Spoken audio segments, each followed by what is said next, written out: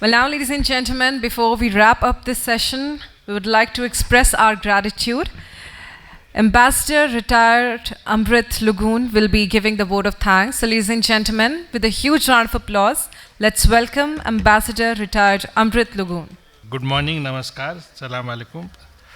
I think again, as most of the people have left, but still it will be not out. It will be appropriate that whoever made this conference a big success to give a vote of thanks, and I'm sure with attendance in full you must have enjoyed. First of all, we would like to thank the Millennium India International Chamber of Commerce and Agriculture and the India Arab Council for Agriculture, Chamber of Commerce and Agriculture for making this event a success.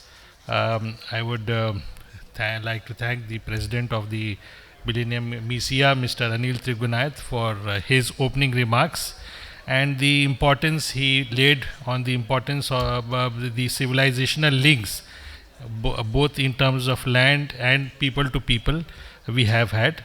So he laid the ground for the strong historical background which and civilizational and cultural links which we enjoy with Arab countries and the region. I myself having served in that region, so I can vouch for what he said. And after that, Mrs. Nina Malhotra, Secretary South, one of our colleagues, and that she laid the importance of this meeting happening at an appropriate time when geopolitical situation are going in on upheaval. And again, she laid the emphasis on the historical and cultural ties we have, and how India has developed as a consumer market, and how business-friendly initiatives have been taken by Government of India. Myself, I have been in the region, initially stayed there in countries like Qatar, Algeria, France, the Mediterranean region, and later on visited on various official tours, and we could see the steady development in our relationships between the two countries. We would also like to place on record our very grateful thanks to the Secretary of Trade of Royal Government of Morocco, Mr. Omar Hajira, who took his time to be in this event and to honor MIICCIA with his presence. And he laid the foundation of how, after the visit of His Majesty the King of Morocco, Mohammed Sadis, in 2015, since then, how India has become important for Morocco. And it so happened the King, His Majesty, had come on in 2015 for this India-Africa Summit, which was hosted by India. And I happened to be ambassador in Khartoum and also accredited to Eritrea. So I came with this visit, and we were staying all this Moroccan delegation in this Lila Palace. And the Moroccan delegation had come with over 100 people, I remember, and they had come on special flights. So that since then, now it's been 10 years, how the relationships have developed, especially in automobile, phosphates, which of course has been a traditional item of export from Morocco, aircraft, seafood, etc. It has widened, and he laid the importance of he has invited for an event which Morocco will be hosting in early 2026, in Casablanca, and he has invited people to participate. I am sure people may be looking for that and maybe talking to the delegation from Morocco which is here. And Morocco itself, how they have grown in trade relations from $14 billion in 2020 to $8 billion now between them and the Arab world. So we want to thank him for that. We also want to place on record thank for Ambassador Maliki, who also happened to be the ambassador of Morocco and Dean of the Arab countries in Delhi. I was informed that he has been here for over 10 years. So again, with his long experience with India, he gave example of how some companies from India have been successful, like the Tata's investment in the defense side, and how the relationship is widening towards non-traditional areas like space security, cyber security, etc. The continuing Ambassador Wael Awad, who is the president of the India Arab Chamber of Commerce, Industry and Agriculture, who represents 22 Arab countries and has the support of Arab League mission in Delhi.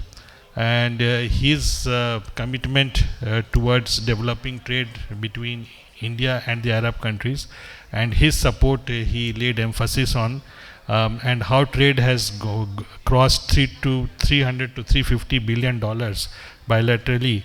So he laid emphasis on that.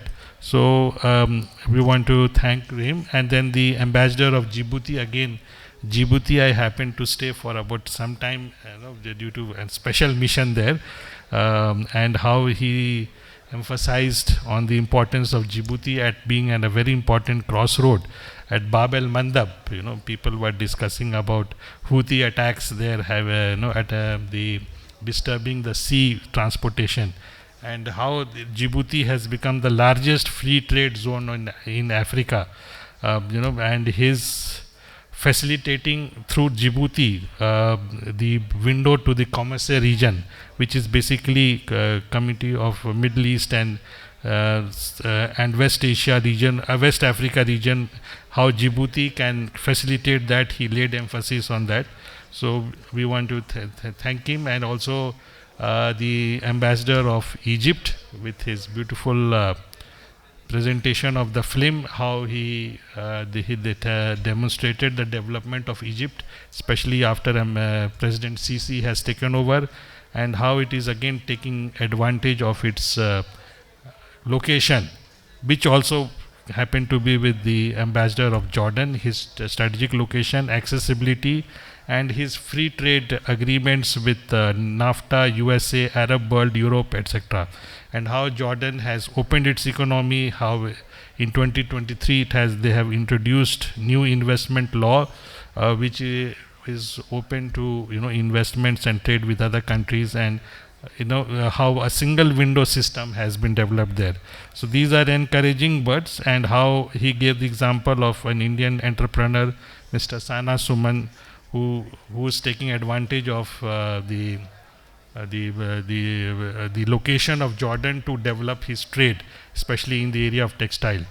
And last but not least, also like to thank the Moroccan Delegation Federation of Agro-Food Industry, and the prospects she laid on the opportunities in that area, and India, as you know, is also very strong in food processing. I would also like to thank all the presenters who gave their presentation, Mr. Madhok of CETA, Mr. Sandeep of Trident Tech Lab, Mr. Birdul of Mr. Mrinal of SAN Software, and last but not least, Mr.